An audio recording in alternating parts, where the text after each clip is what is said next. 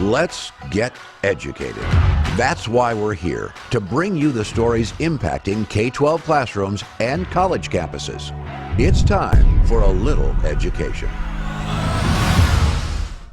Hello, everyone. I am Katie Petrick, joined by David Fiorazzo. Now, as many of you know, our enrollment deadline for our K-12 classical online school is approaching fast. And is approaching fast? Is fast. Yes. At this point, we have 2 weeks left. So what are you waiting for? What have you been waiting for? Now is the time. Go to freedomforschool.com to request your free information packet. That's freedom, FORschool.com.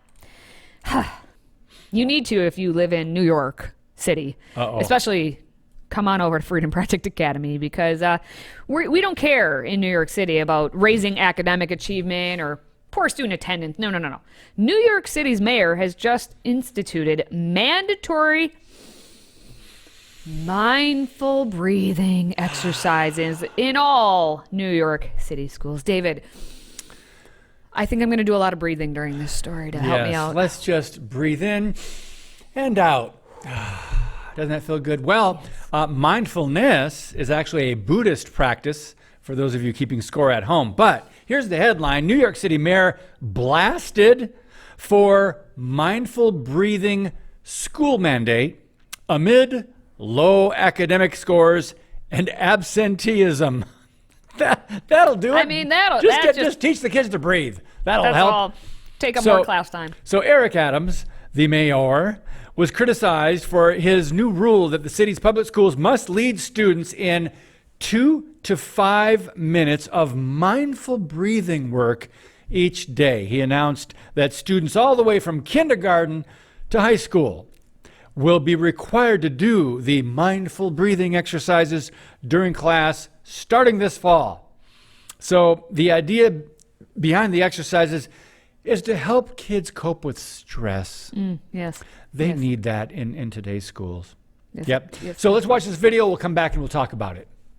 3 students in Bed-Stuy, Brooklyn, demonstrating a simple breathing exercise. 3, your loved ones. Starting in the fall, Mayor Adams says all city public schools K through 12 will be required to offer mindful breathing practices. This is the school experience of the future. The mayor says teachers and school staff are already being trained how to teach students to breathe mindfully. It will be mandated for 2 to 5 minutes every day to help students deal with stress and help them learn. 2 to 5 minutes. Think about that. We're not talking about hours. 2 to 5 minutes is a game changer. I think this is absolutely fantastic. Child psychologist Dr. Nava Silton says research shows mindful breathing has tremendous physical and mental health benefits. Mindful breathing is incredibly important for physical functioning, for immune activity, for developing positive relationships with others. It calms a person down. It reduces their stress level. It is a really simple practice that can actually balance out your nervous system. Rada Metro Midkiff has been practicing yoga since childhood. She is the executive director of Integral Yoga Institute in the city. Inhale to a count of 4.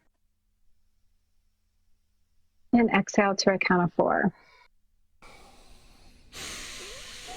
Hopefully you don't hold your breath, because... My goodness. Yeah. Well, they did mention with that last yoga teacher a little bit there, but my question, where does this come from?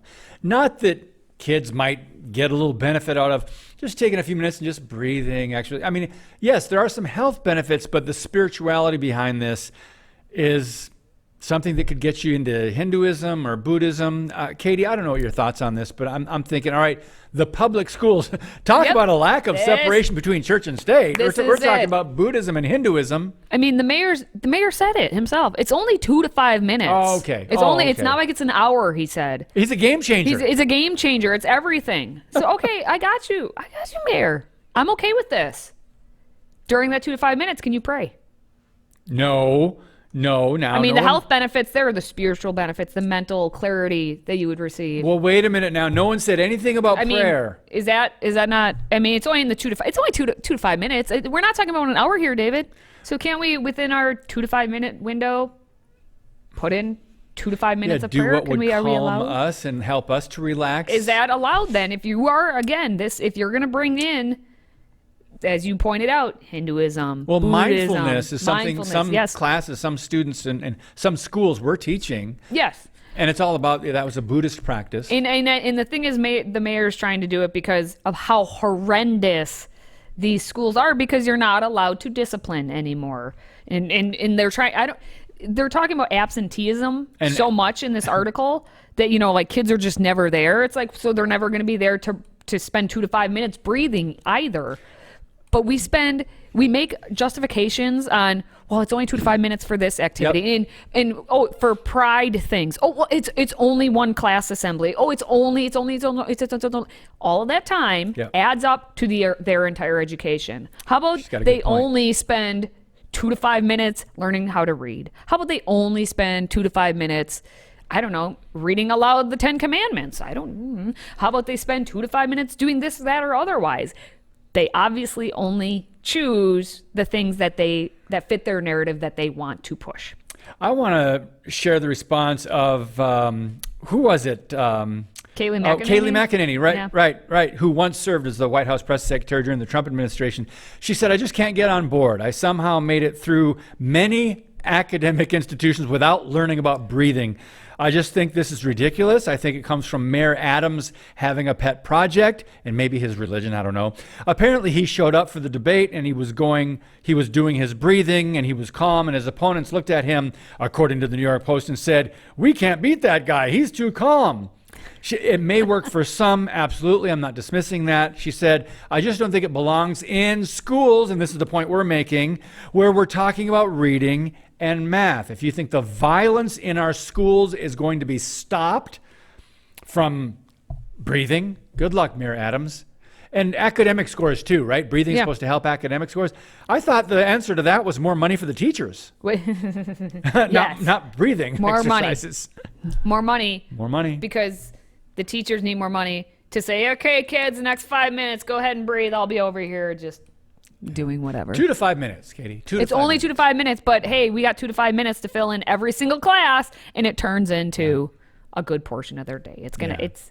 By the way, for those of you who think we're making a little too big of a point on the spirituality behind breathing exercises or what they might be suggesting, look up the background and the history of things like mindfulness and things like yoga, and you'll understand when you look up the history and the spirituality behind it. So, still to come, online learning libraries are now featuring all kinds of questionable materials, no surprise, including a book that normalizes and celebrates transgender teens, of course. And it's being offered in rural Texas, in a school district there in that state. Really? We're talking about that next. Today's episode is brought to you by FreedomProject Academy. Take back your kids' education. FPA's fully accredited classical curriculum provides live, on-demand, and homeschool courses built on Judeo-Christian values. Request your information packet and save 10% on tuition by visiting freedomforschool.com. That's freedom, F-O-R, school.com.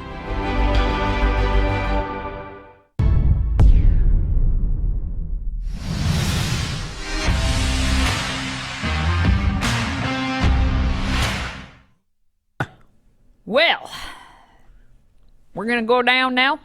Rural Texas. Rural. As opposed to urban? Urban Texas. Rural Texas. Rural. Now they have all the gender stuff infiltrating their schools. So, come here, Mom and Dad. When you say, not in my small town, not in my community, not in my rural part of this country, it's not going to happen here.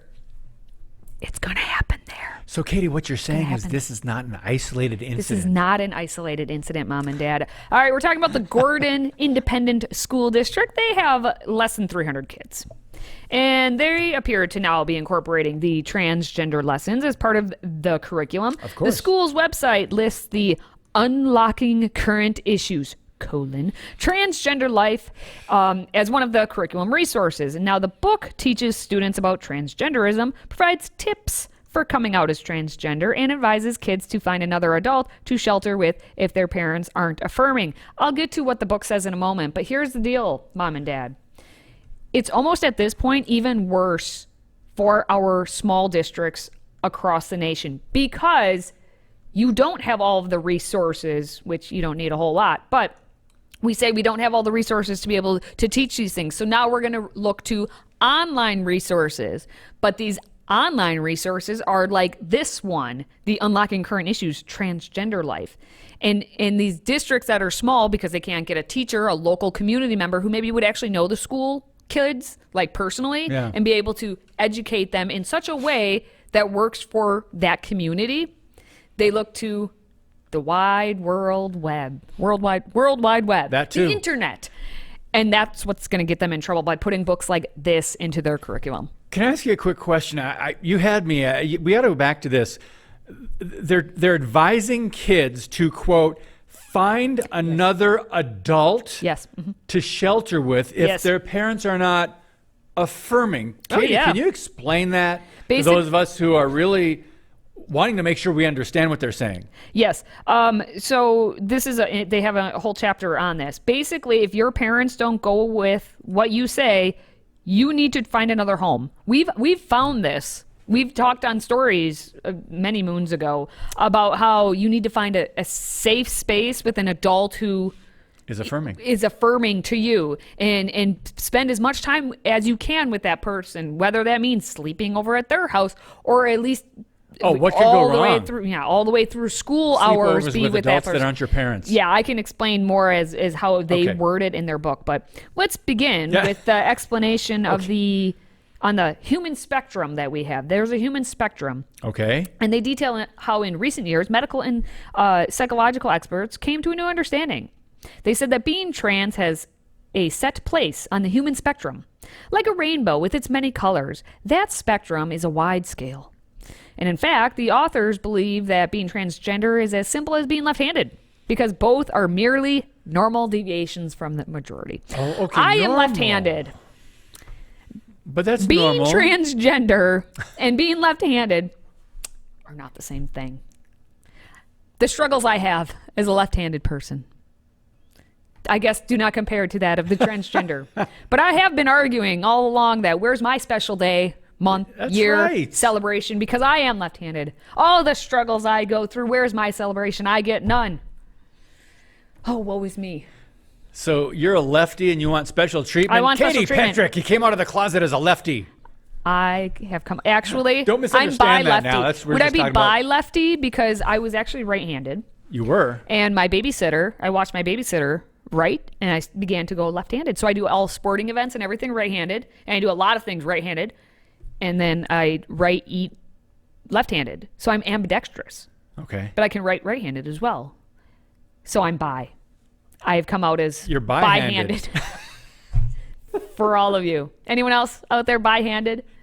We'll start a club. Sorry. All right, anyway, Go back ahead. to this. The next chapter in this book discusses the challenges of coming out as transgender and the negative parental reactions that can come as a result. You just gave me a negative reaction. You laughed at me. You just laughed at me in my bi-handedness. I said you should have your day as a lefty. Now, the author believes the correct way for parents to deal with a transgender child is to affirm that gender identity. They talk about Joseph Romero, who at the age of 6 enjoyed dressing in girls' clothes. His parents spoke to a pediatrician who suggested the child might be transgender. Oh, so there you go. It's the doctor also putting this in. Our medical field is the just affirming pediatrician, ladies and gentlemen. All right. This was brought as an example of a positive parental reaction to coming out. Now, on the flip side here is that negative. Those who don't affirm their kids' gender identity are portrayed as having a negative parental reaction, and they encourage trans members of such families to have a backup person who should be willing to shelter and protect the trans person if necessary. So if the kid runs away from home, you're the shelter. Right. So they need to be protected from the bad parent or adult authority who wants to go by God's ordained order of creation and his biological and scientific design for human beings. So you're the bad person, so you've got to find someone else to take your kids. This is horrific. Yeah. Yeah. And they talk about medically transitioning kids. And again, this is being taught to students. This is being how you should medically transition. And maybe you should wait a little bit, but hey, take those puberty blockers. And they say it creates a pause in his or her life. And you can decide then. And then it actually claims that you will experience puberty in a natural way if you decide to go back. So no effects there, except there are actual hormonal effects that change like the chemistry of your body. But science.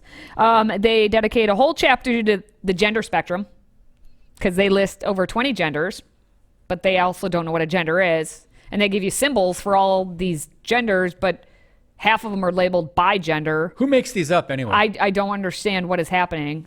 I don't know what any of that means. I like how male and butch are the same symbol. I don't understand. Polygender. We don't know what third gender, genderless, neutrosis, demigirl, what, demigender, gender fluid. Ugh. Anyway, this is where we're at, and this is being taught in rural Texas, and it could be being taught in your school. So, mom and dad, get out there, research, look at the curriculum. What are your kids being taught? We're gonna come back north a little bit. We're still saying center of the country, but we're going to come north because Iowa has stunned residents after more than 25,000 students apply for the state's new school choice savings plan to enroll tuition-free in private schools. We're going to talk about that and whether other states could soon follow. Today's show is sponsored by our friends at MyPillow. Save up to 66% on pristine quality bedding, towels, slippers, signature pillows, and much more when you use the code EDUCATED. That's EDUCATED. Educated. Support this show and a great American company.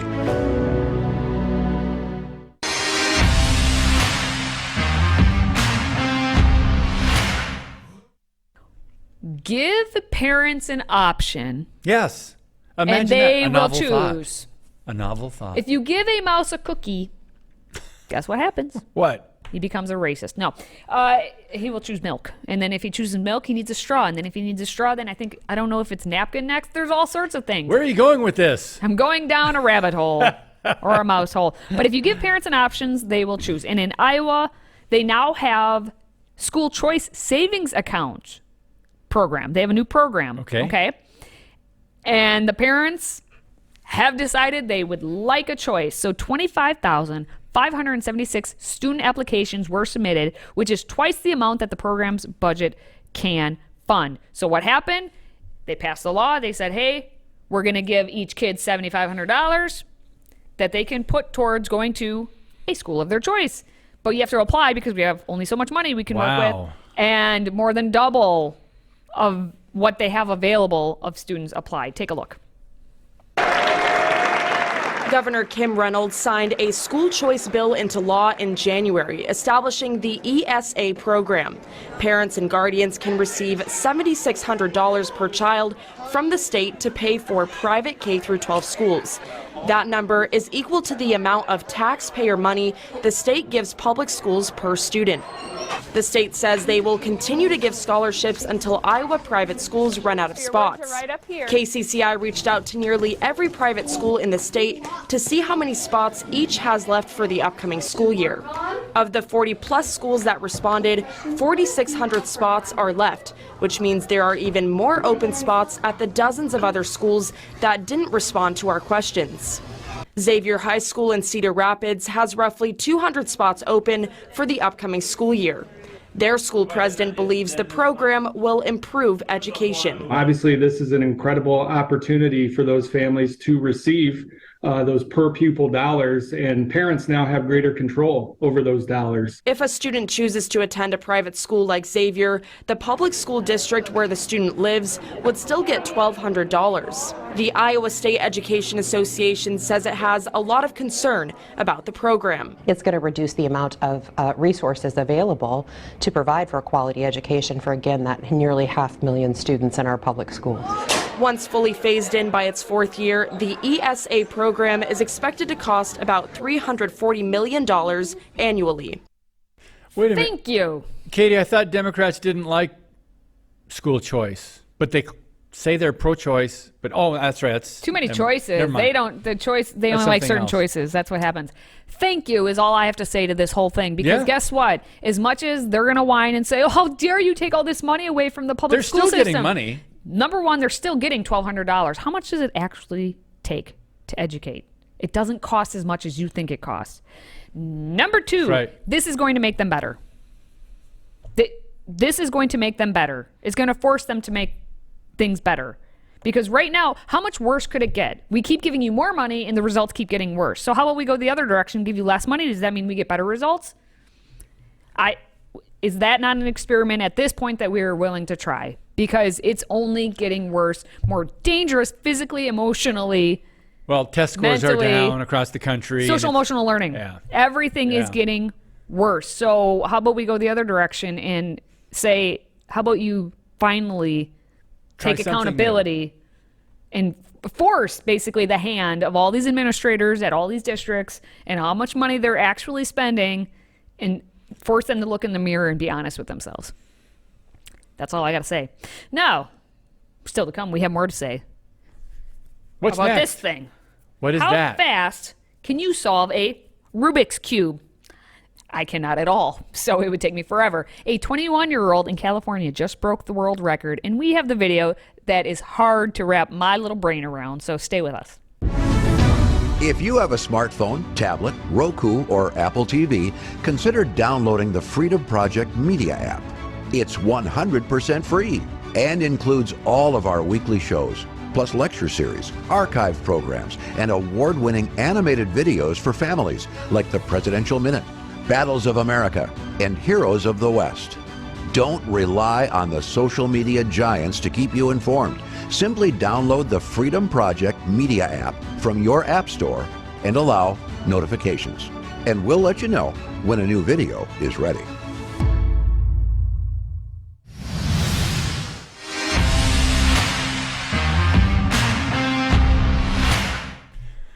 Well, this story is about Max Park. He's won over 400 events and was featured in a 2020 Netflix film. He broke a 4.5-year-old record solving a 3x3x3 cube. We're not going to tell you how long yet, but this time is on there. But the video shows they're just exuberant, and his fellow Rubiks cubers, they're having their minds blown. So we're going to come back and talk about this. Actually, we're just going to watch this because it's such a short amount of time that he actually takes to do this. It is mind-blowing, so watch this. Okay, so first he gets to look at it. Not counting yet. He's getting his brain all set and ready to go. Okay, he sets it down. Okay, then right? the time starts. And then... And he's done. There's no way. Wait, watch everyone's reaction. This is the best. Get out of the way, children. Get out of the way. That is amazing. 3.1 whatever seconds? 3.134 whatever. So, yeah. Katie, will you explain to me a mind-boggling 3.13 seconds? So he looks at the cube for maybe like 8 seconds. I mean, I don't care how long you look at that cube. You've got to almost memorize on each side where the certain off-color square is. He understands, like any of these, like I've watched some of these videos before, just that or chess or any of these like mind puzzles.